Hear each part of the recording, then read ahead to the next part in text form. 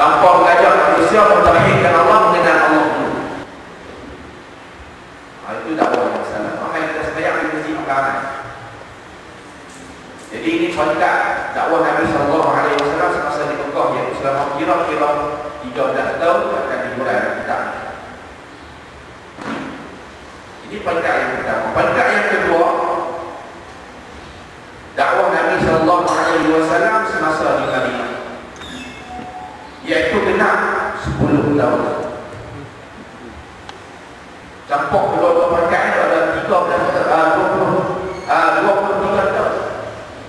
Mekah Madinah, dakwah Nabi SAW 3 pangkat. Dakwah Nabi itu makan masa selama 23 tahun. Jadi makan masa. Ini Nabi sendiri yang dakwah. Kalau kita dakwah lagi makan masa. Al-Islam ni orang betul betapa berdakwah mengajak orang ini kepada sunnah Nabi Muhammad sallallahu alaihi wasallam.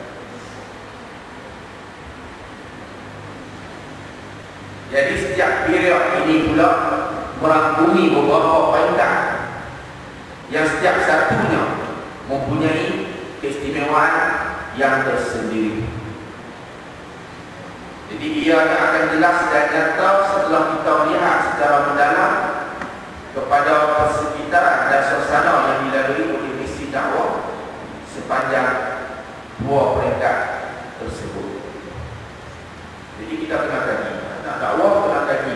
Macam mana dakwah Nabi Muhammad sallallahu alaihi wasallam. Ini main tiga dakwah. Jadi peringkat di Mekah boleh dibahagikan kepada 3 peringkat. Jadi pengarang ini berurai secara pecahan ini agar kita semua faham awal. Jadi yang pertama, peringkat yang pertama, peringkat dakwah secara rahsia, iaitu selama 3 tahun.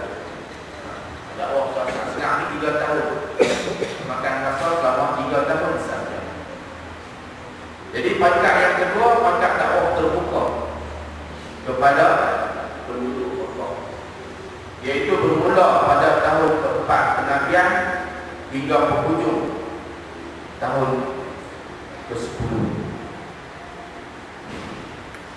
Pangkat yang ketiga, pangkat dakwah keluar kota Mekah dan tersebarnya dakwah di luar Mekah, iaitu bermula pada penghujung tahun ke-10 kenabian sehingga hijrah Nabi Muhammad sallallahu alaihi wasallam ke Madinah.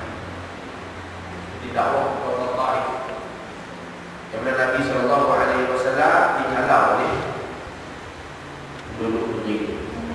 Jadi mengenai peringkat-peringkat dakwah ini di Madinah pula akan diterangkan di dalam kitab ini di tempat yang lain. Jadi diuraikan dalam kitab ini, peringkat pertama, dakwah secara rahsia, iaitu Nabi Muhammad SAW berjihad di dalam menyampaikan dakwah beliau.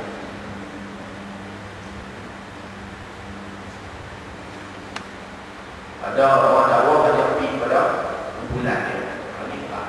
Dia bukan ajak kepada mentauhidkan Allah, memurnikan akidah, dia ajak pergi dakwah masuk kumpulan dia.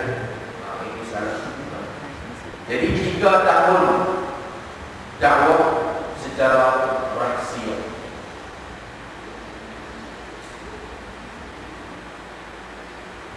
Seperti yang diketahui, Mekah adalah pusat agama bagi orang-orang Arab. Di situ terdapat orang yang berkhidmat untuk Kaabah serta mengendali patung-patung dan berhala-berhala yang dipersucikan di kalangan orang-orang Arab ketika di zaman Jahiliyah. Oleh itu, untuk mencapai objektif melakukan reformasi terhadap fenomena tersebut, bertambah sukar jika dilakukan jauh secara rahsia itu Allah pilih dakwah itu yang mana Kaabah ketika itu dikelilingi oleh patung-patung berhala. Jadi orang yang berdakwah ni dia kena ada pesanan yang macam itu. Bukan dia pergi tempat yang orang yang tahirkan Allah sunnah kabir. Jadi kalau boleh dia pergi tempat orang yang akidah dia tak penting, tahir dia pun tahir orang duduk masa setempat pun tak jelas. Yang itu bawa nama dakwah ni. Di Nabi SAW Allah bangkitkan dia di belakang penyembah-penyembah berhala yang letak pokok-pokok semua di keliling makhluk. Ini merupakan dakwah yang cukup mencabar bagi Nabi Muhammad SAW. Jadi tugas berislah, islah ini perbaikan. Jadi tugas perbaikan ini memerlukan kepada keazaman yang kuat yang tidak boleh digoncangkan oleh sebarang musibah dan halangan. Dia tidak kuat semua. Keazaman dia nak bawa dakwah kepada mentauhidkan Allah Azza wa Jalla. Jadi berdasarkan kepada hikmah untuk menghadapi suasana tersebut, maka dakwah pada peringkat belakang dijalankan secara rahsia agar tidak menggemparkan hukum-hukum yang boleh menimbulkan kemarahan Allah. Jadi didakwakan secara rahsia. Jadi kalau kita masuk ke negeri yang kita tengok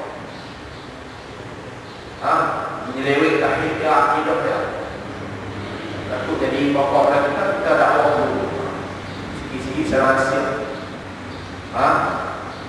Buat kuliah yang pokok dulu. Jadi buat kuliah yang pokok, kalau tahu kata orang sunnah, kena tangkap.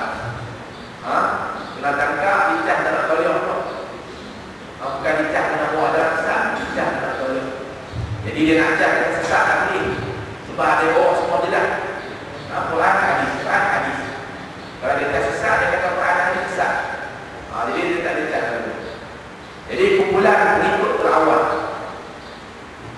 dakwah secara rahsia ni disebut dalam kitab ini secara lumrah pada peringkat awal Rasulullah SAW mestilah lebih dahulu menyampaikan Islam kepada orang yang paling rapat dengannya.